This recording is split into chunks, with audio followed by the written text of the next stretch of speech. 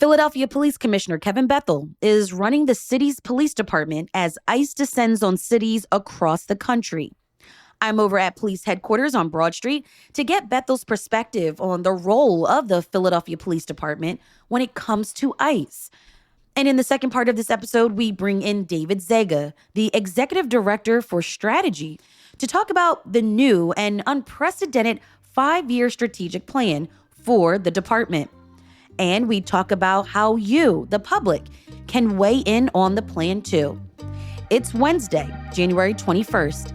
I'm Trinae Nari, and we're talking about policing.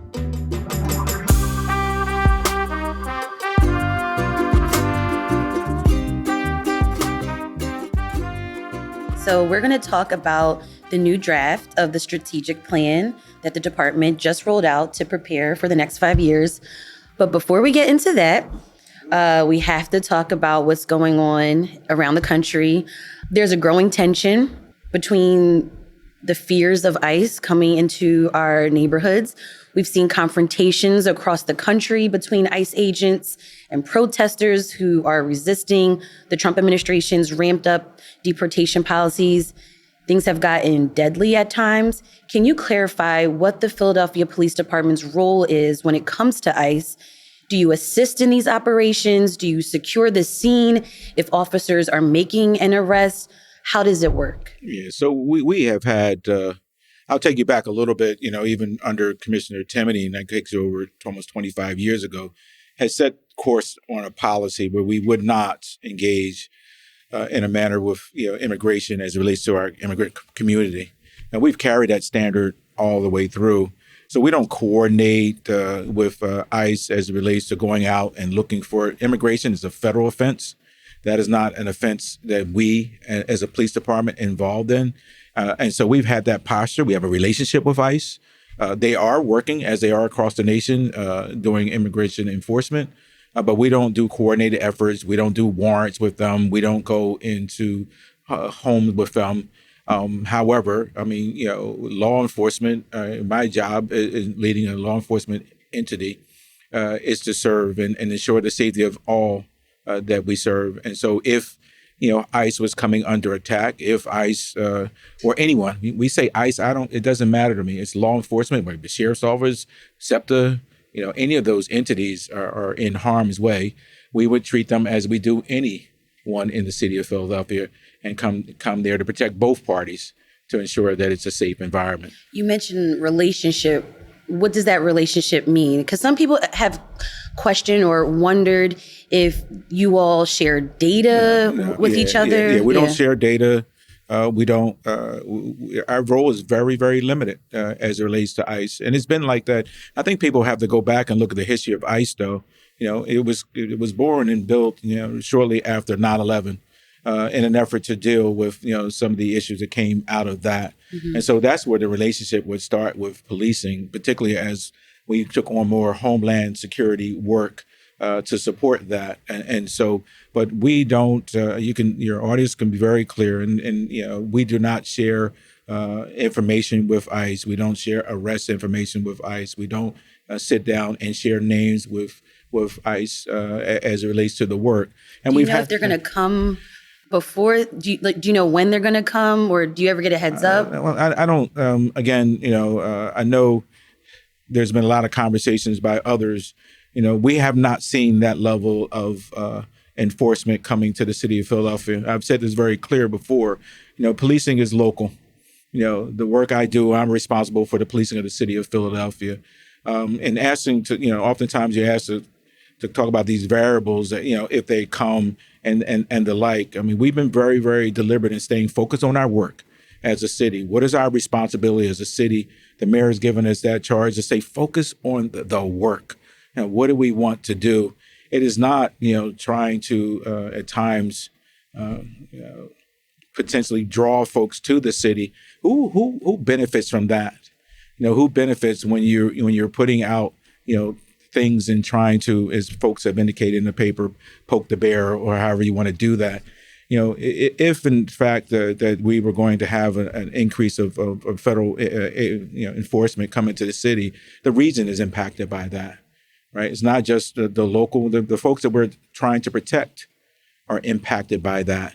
Because clearly, if you come in with such a large workforce, you're going to be in the counties, you're going to be everywhere, right? And so, but I believe our posture of staying focused on our work, being focused on our crime fighting, working collaboratively with all of our partners, both local, both state, local, and federal, has demonstrated to whomever that the police department in the Philadelphia and region, and our counties included, that understand what safety is for our communities, understand how to deliver that safety, but also and helping us move forward. So I don't know. They're not going to. I don't expect that I'm going to get a notice. It may come of a notice if that was happening, but I have not seen that. Nor have I got any indications that that's going to occur. And so I can stay focused on what I have control over. And we have control over, and we continue to move forward. You mentioned like local, you're going to stay focused on local policing. But after the shooting death of Renee Good, a protester in Minneapolis, was killed by an ICE agent earlier this month, 2 law enforcement leaders in our city came out very aggressively against ICE. Sheriff Rochelle Bilal described ICE as a wannabe law enforcement agency, and that prompted you to come out with a statement clarifying the difference between what the sheriff does and what you do and what the police department does.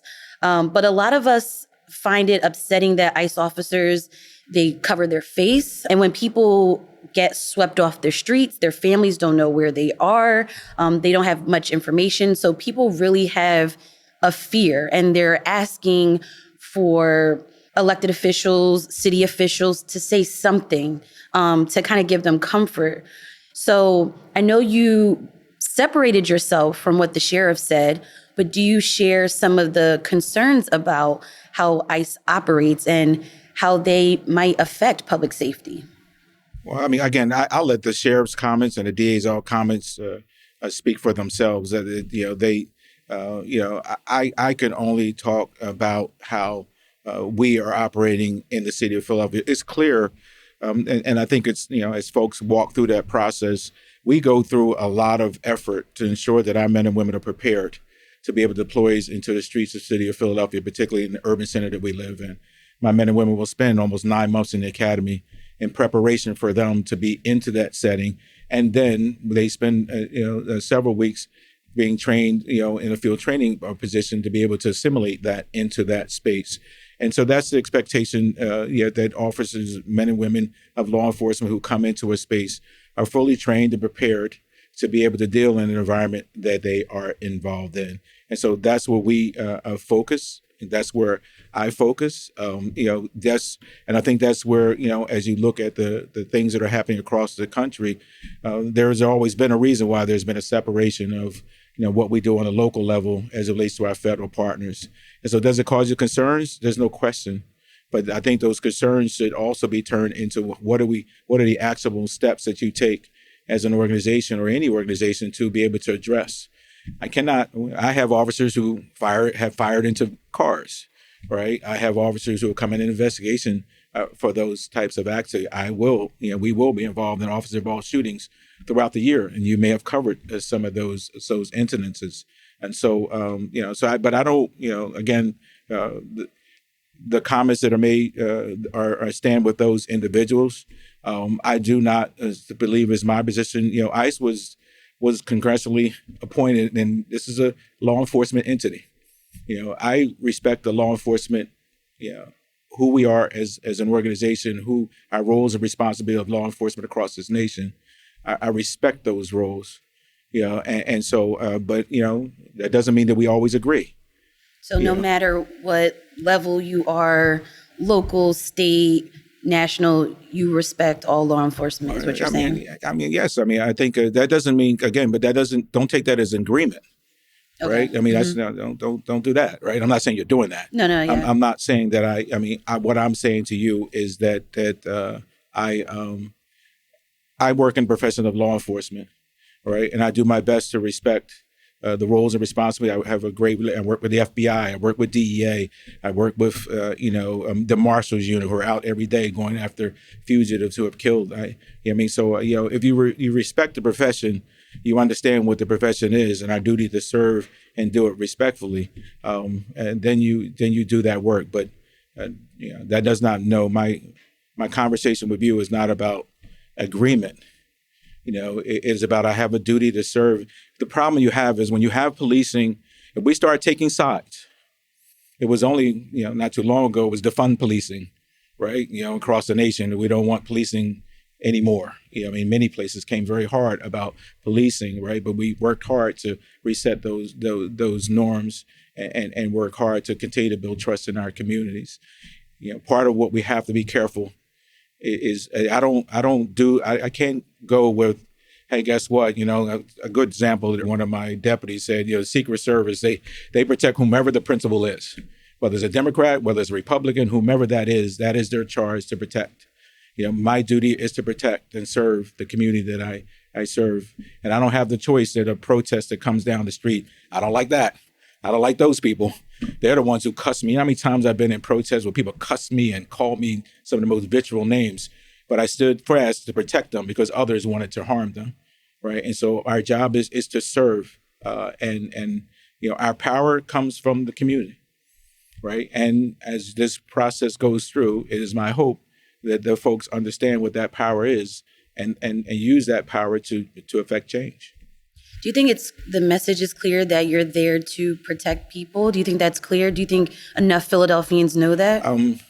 I would hope they do. Mm-hmm. I think we've just demonstrated in how we manage our protests. We've been very, very, very deliberate in making sure that our protests have full responsibility that when they go out and protest, we're going to protect their rights.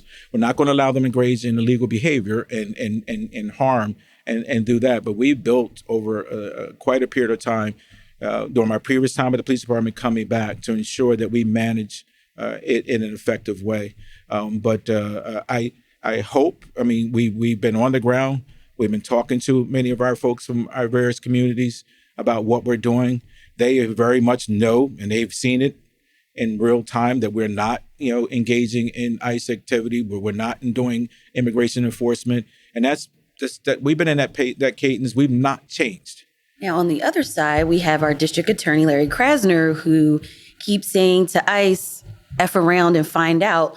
And he says that he will criminally charge someone if they act out of line, so to speak. How does that work? Would the police department be involved in arresting an ICE agent? And would the Philadelphia Police Department, get involved that way? Well, I think first and foremost, the DA, again, he could speak for himself, but for any DA in the state of Pennsylvania who, has has significant prosecutorial authority, right? They can use a grand jury to indict, right? They have investigators within their context to be able to make arrests. They can make a decision, based on the facts that they have before them. So they have a very vast power. My job, and for example, we will, it's not in many cases, and during my time, where we have arrested a federal or another law enforcement entity. In most cases, what invariably happens, and in my experience of almost 40 years, if an officer is engaged, and even today, if one of my officers is involved in a shooting, the officer will be removed from the street.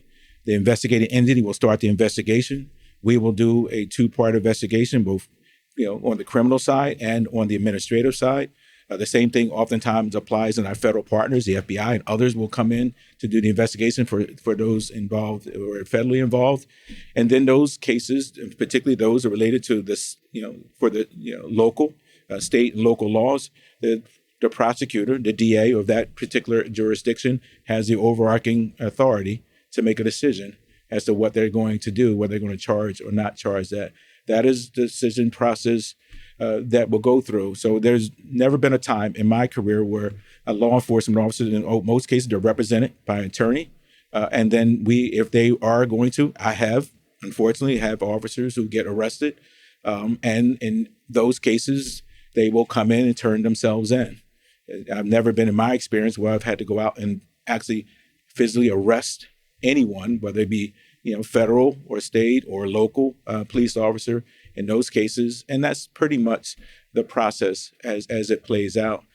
Let's shift gears and talk about another major topic, I've been looking forward to talking to you about, and that's the homicide rate. Every murder is a tragedy. The loss of life is really sad, but this is still incredible news for the city. 2025 saw the lowest numbers of homicides for any year going back to 1966. Murders are down around the country. So I was wondering if you see this as part of a national trend, or if there's something that the Philadelphia Police Department is doing differently compared to previous years. Yeah, what I share is, obviously, when we reached the apex of almost 560 plus homicides was one of the most challenging times in the history of Philadelphia. And across the nation, you saw a significant increase. So I think many of your researchers and those who study criminology will say there was going to be, regression to the mean, as they say. Over the last 10 years, you had XYZ homicides. There's a high degree of likelihood you're going to return to your number. Part of what we... Does that worry you? Did I worry me? Not when you say worry, what do you mean? Like that you just said like it might go back up? No. I'm just talking about going down. So the regression to the mean, meaning going backwards, going back down to where from 560 on average, you may have had 320 homicides, and all of a sudden you had to spike. Okay. Most of your researchers and folks who study data will tell you there's a high degree of likelihood you're going to regress back to where you were in your numbers. Gotcha. And so that's where you saw this national trend going down across the nation. Everybody spiked on COVID. We can see that, the removal of all those societal norms, courts not working, people not engaging, schools are closed. You could see it. I was over at school safety. I was the chief of school safety. You could see the impact when the kids return, like, oh my goodness, that they have been away and what was happening. I think what our position was, and that process started before I returned, was one, we stay focused on our crime. We know how to fight crime. We know where we have a high level of violence. But I think when the mayor coming in, her position of not accepting the status quo, coming over the strategy around prevention, intervention, and enforcement, PI, setting the tone that is not just going to be about the police department fighting crime. It's everybody's. Who's going to fight crime. There was times where it's just the police department. And so coming in with that leadership model, coming in with that focus, and then giving us a charge to say, hey, get it done, right? Here's what I need you to do. And so I think where we came into play was driving it. If we know we have the wind at our back, then let's put our foot on the gas and keep pressing. And so that's what we did. We really come in and really, I ran the department before, understood where we could do, where we could be. But really working, collaboratively, using technology now. Technology has been a significant benefit for us now as it relates to, there was a time you couldn't solve a homicide unless somebody saw it. Today, using technology and cameras and the things that we have at our disposal, rapid DNA and other tools, gives us a much, much richer space now to be able to do those investigations, which is a result in a significant level of clearance, both on our homicides, but most importantly, having a 46% clearance rate on our shootings is significant because in most cases, those shooters are going to be shot again or going to shoot somebody again. Somebody's going to shoot them or somebody's going to kill them. And we know that through the data. And so being able to aggressively go after that and then working with our partners. I mean, our officers of public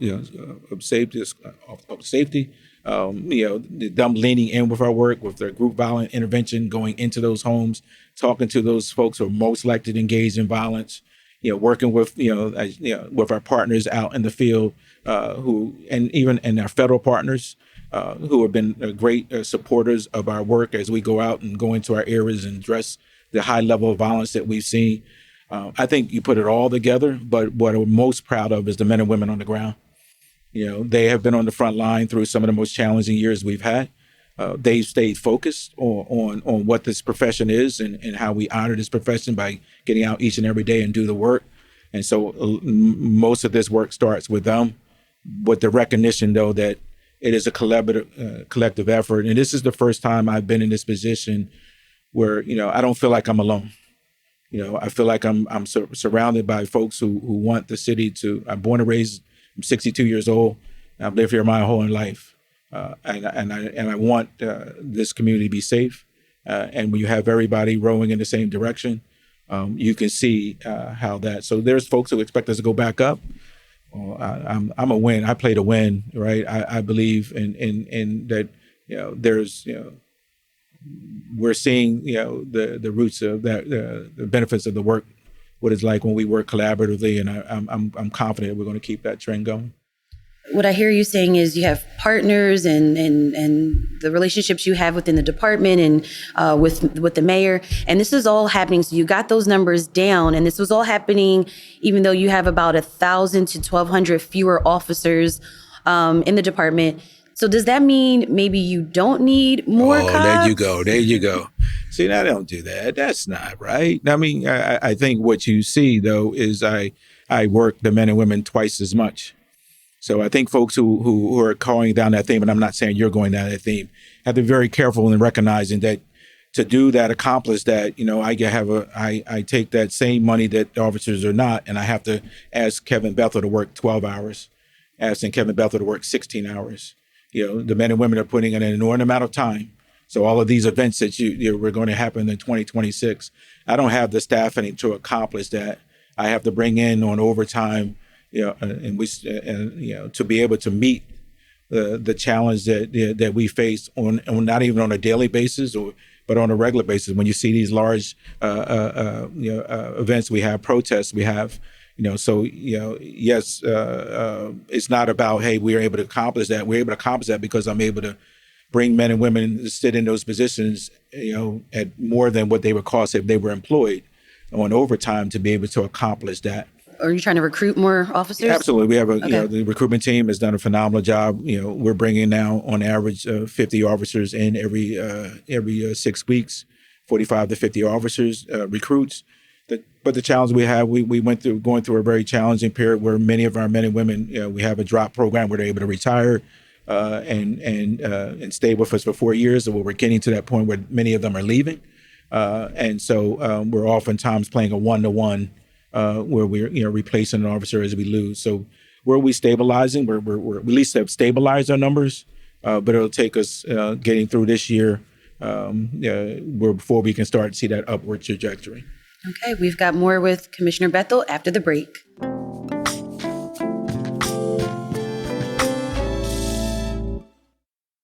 So we're going to shift gears and talk about the 5-year strategic plan that you all just unveiled. So let's bring in David Zega, Executive Director of Strategic Planning for the department, into the conversation. Dave, what is the strategic plan and why did the department develop it?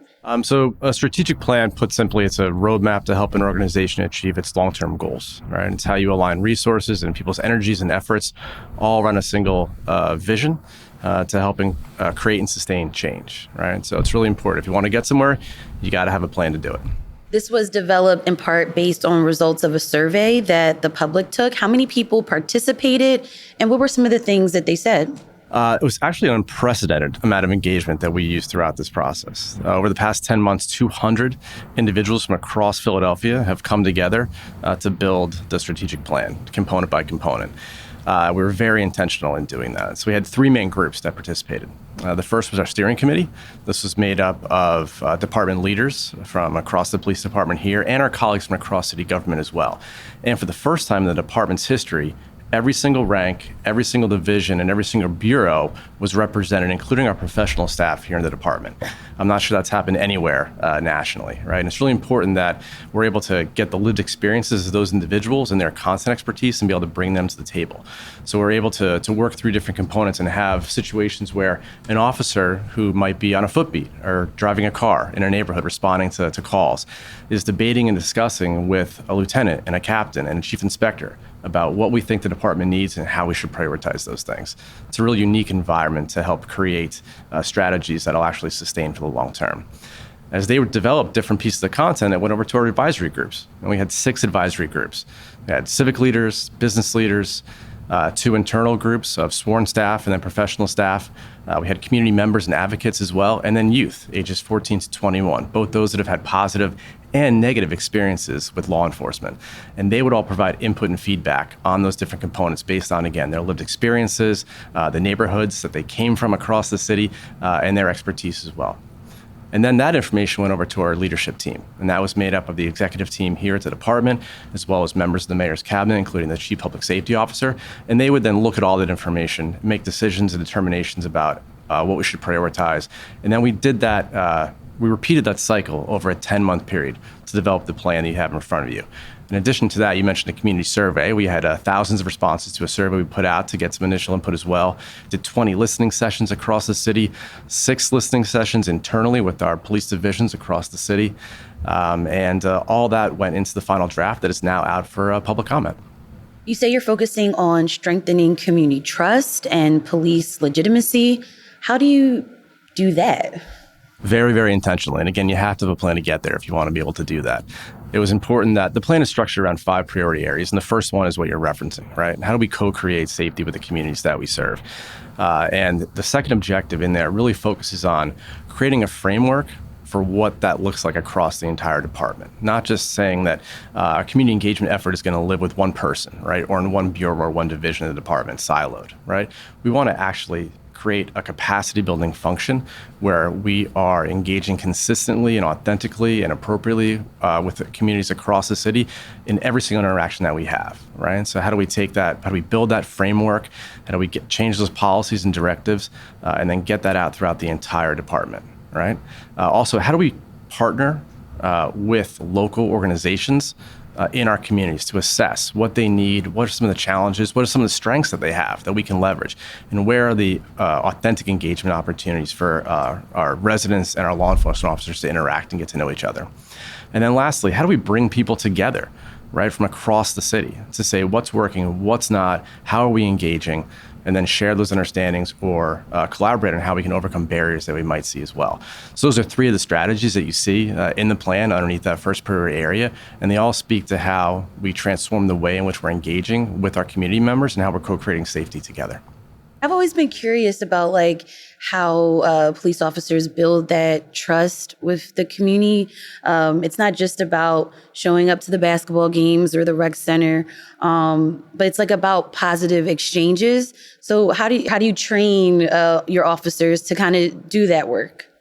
Well, I think, part of that and some of that is embedded into the strategy, but I think you can't build. I think why the strategic plan is so important is because we have to set the roadmap of what that looks like, right? Oftentimes our officers are confused. I tell people, I'm gonna build trust with you the one time that I meet you on that car stop, right? And how I treat you in that moment is going to make a determination how you're going to feel about the department moving forward.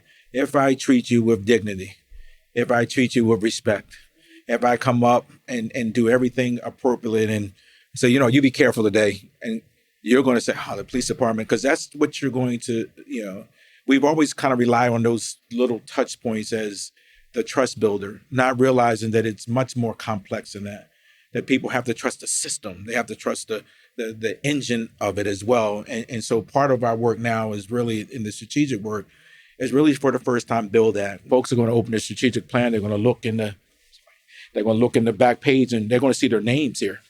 That's the first time ever.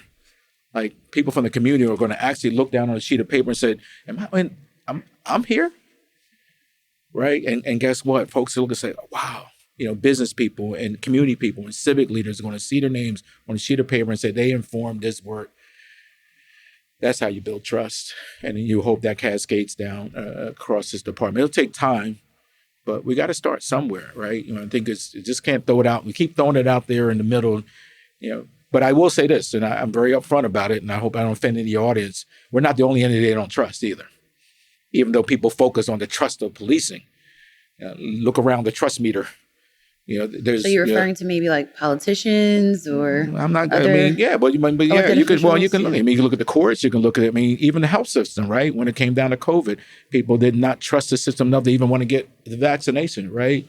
And so there's other folks that did. Now we're talking about me. I'm not trying to deflect or defer our responsibilities, but oftentimes, our trust is built on other layers too. But you know where that comes from, though, right? Because of years of negative experiences. No. Yeah. No. So I'm not saying we don't deserve it. I'm not saying, Mm-hmm. I'm not saying that. What I'm saying though is, we oftentimes focus on the trust of the Philadelphia Police Department, but folks don't trust the court system. Oftentimes they don't trust the criminal justice system. You know what I mean? They don't trust any of those other layers that are part of that criminal justice ecosystem. But the police officer is the one you see every day, so you can exact your energy and focus on him or her, because oftentimes we represent that system, right? I take you, I lock you up, and I put you into the system that I don't trust. The person I blame oftentimes is the police officer, and I may have every legitimate reason to lock you up for whatever you did, and then I get into this system, and it's like, what is this, right? And because I remember when I was doing the school diversion work, we would divert young people from, and we were locking up 1,600 kids a year for from low-level offenses, right? And from the school district, the kids are being referred all the time. Last year at 75. But I remember going back in history and looking at all the number of young people, and I'm saying, we're locking them up for this, right? And those kids are children, right? And I'm sitting there saying, I can't imagine. And when I got behind the system, I said, this is what we do to them? Like, I couldn't understand the why. Like, why are we doing that, right? And we would correct that process, right? We divert kids, and I divert them in the community now because that's one of my core areas that I like to focus in on. But I sat there and said to myself, that 10-year-old, 11-year-old kid that I locked up for coming in school with a mace ain't no way ever going to trust me. Particularly if that child stayed in the system and never got out. And I set them on a spiral of just not coming back from that. And so I'm very conscious of our role in that process. So the public comment period for the plan is now open and ends February 11th. What does that involve, and what kind of feedback do you want to hear from Philadelphians? The public comment period, you said, will go through February 11th. I'd encourage everybody to go to phillypolice.com/strategic plan. On the left-hand side there, you'll see a blue public comment button. You can click that and read the plan and provide some input and feedback. Again, there was such a robust amount of engagement that we had throughout the planning process that we wanted to make sure that we gave another opportunity for others to weigh in as well. There's some specific questions that we are asking specifically around how we're prioritizing a few different things in the plan, and then a series of open-ended questions where residents or employees in the city of Philadelphia and the department are welcome to submit comment as well, where they can provide responses. So we want to take all that feedback, we want to consider it all, review it all. And then after that, we'll be finalizing the plan and publishing it in advance of the mayor's budget address in March. What's to keep this plan from not just sitting there and collecting dust, but just seeing these things come about? Yeah. Well, the implementation is actually my favorite part, right? So really good strategic plans have a couple things, right? First, they're coherent. The strategy makes sense. There's a clear theory of action, right? It's resonant with people. And one of the ways you do that is you build it collaboratively with others, as we've done here, right? The second thing they have, really good plans, are clear. They're clear in their goals and objectives. People understand what they can hold us accountable for. And internally, we understand how each of our roles contributes, right, to the larger sum. And then the third thing is consistency and implementation, right? How are we building capacity as an organization so that we can plan and implement effectively so that we know what's working for whom under what set of circumstances, right? The world is gray. It's messy. You have to expect the mess in a lot of ways, right? So that's why you want to implement things rigorously and effectively so we know what's working, when we can course correct, and then if we're seeing the outcomes that we're seeking to achieve, how do we accelerate that improvement? And the plan, I want to be clear, the plan is not just about the actual policing, it's also within the department itself and how you all can do a better job, so to speak, right? Absolutely. And I'd like to share, part of the process, I think what people are normally conditioned to do is receive a crime plan. If you look at our 100-day plan, we put out a very strong, here we're going to go, here's the spaces where we're going to go. This plan is much different than that, right? And what I really applaud the community, for those that were engaged, realize that if you want to have an effective, you want to get to this organizational excellence, you have to work within, right? You have to build up the men and women through your wellness and you have to service them to make them feel good about this work, to be able to deliver that service to the people, to service out in the community. And so this plan is something different. In most cases, you won't see what we're about to embark on. Where you have, I believe, two of the areas of focus are, organizational excellence and working inside. We have a large non-sworn professional staff that often feel undervalued and have not felt like they have been seen in our department, and how do we build a model for them to see their future? How do we work to be a better police department in all levels, whether it be technology and the like. And so this is the first time we also were about them.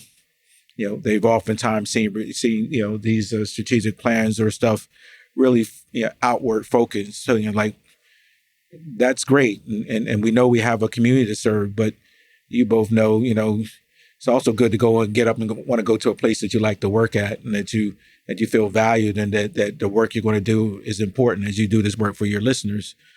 So we have to do that part of it, and that's something that I learned, being away from the police department for 7 years and working around people who just really love being in the space, but also, to your earlier point, building trust with the community, because they're going to see it. And as he puts up, and we're going to be posting those objectives and how we're meeting them, we're hiring staff to make sure that we stay focused on the work, aligning with our fiscal budget to make sure that it's funded, over the next 5 years. So there's not just, talk. People can see on paper, oh, they're doing the things that they said they were going to do. Commissioner Bethel and Dave, what does success look like? Implementation with fidelity, right? So doing the things that we said we were going to do, right, and doing them well, continuing to see the outcomes that we're seeing in Philadelphia with homicide rates dropping and shooting clearances increasing, right? Those are the numbers we want to see. But also internally, how are we measuring success, as the commissioner said, for the men and women who work here? How is their health and wellness? Right? What's the morale of the department, right? So there's a variety of indicators that will lead to success. And it's really important that we're open and transparent about that, and that we keep our eyes on them as well, right? You mentioned not letting the plan sit on the shelf and collect dust. One of the ways that we do that is by making sure that we're tracking those indicators to know if we're on track or off track, and then making those adjustments that are needed along the way. I guess mine are a little bit more simpler than Dave. You and your community and the people that go, your listeners. Homicides have come down, and people constantly saying, "Well, we don't feel that way," right? I mean, you can't force that on folks. They're going to have to realize that themselves. And so, what I'm excited about as part of the work of the strategic plan is that we've been aligned with a company to do surveys, but we'll be asking people, how do you feel? I know Pew has done some studies, and they, most recent, they said people are starting to feel good. So when I read those reports, I'm like, wow, that makes me feel good, right? That is going to be the key for us. Because I can throw up statistics all day to your audience, and I can rattle them off and turn on my paper, and they'll be looking, because what we have to understand is the same places where we saw the high level of violence, even though it's come down, those are the same places. So Ms. Johnson, who lives in one of the most challenging areas in probably maybe America, in some of my pockets of violence. And she didn't hear 20 gunshots, she heard 10. But I'm supposed to just take an eraser and erase away the hundreds that she heard for the last, she's been living in, my mother-in-law lives in the middle of North Philadelphia, and she's been hearing gunshots much of her life, right? And so part of what I'm hopeful is if we do what we're supposed to do, and it's not going to solve all the ills, right? But if we do it right, if we do it with fidelity, and I send out a survey to those same communities, and they feel something different, then that's the win for me. And that may not come in my time here. I don't know. But I sure as hell want to set us on the trajectory to get there. I think the mayor has set us on that trajectory to get there when she says one Philly, right? I mean, people laugh at that, right? People, what is that? But that is it, right? That is when you sit over there and say, some people put ones up. Yeah, put your ones up, right? I sit there like, but that's the reality, right? I mean, you start to buy into something. You start to give hope back to a city that at one point felt hopeless, right? You start making people, I love this damn city. I'm telling you, like I'm born, I'm it. Hey, this is who I am. This is the grittiness. I'm raised by a single mother who raised 4 boys all by herself. I'm a kid who came off the stoop in 5800 Block of Christian, and I'm running the police department. Man, I get up every day thanking God and thanking my mom and thanking others who created this individual here. And so I want people to have that same feeling, right? And I want them to feel, how I grew up as a child in a community and neighborhood where we had gang wars, but it wasn't, it was crazy, but so that's what I want. And so, I think the communities, I tell people every time I get tapped on my shoulder and somebody says to me, keep up the great work, I put that in, it's not me, it's about the department. More people tap me, the more times I go out and people say, hey, I appreciate the work you're doing. Appreciate the work of the city. I do feel good. We're headed in the right direction. And I'm hoping this adds accelerant to what I hope will keep us going for a long time forward. Commissioner, thank you so much for your time and breaking this all down for me. And thank you, David, as well. Thanks. It was a pleasure. The public comment period for the draft 5-year strategic plan ends on Wednesday, February 11th. To share your feedback, go to phillypolice.com/strategic plan.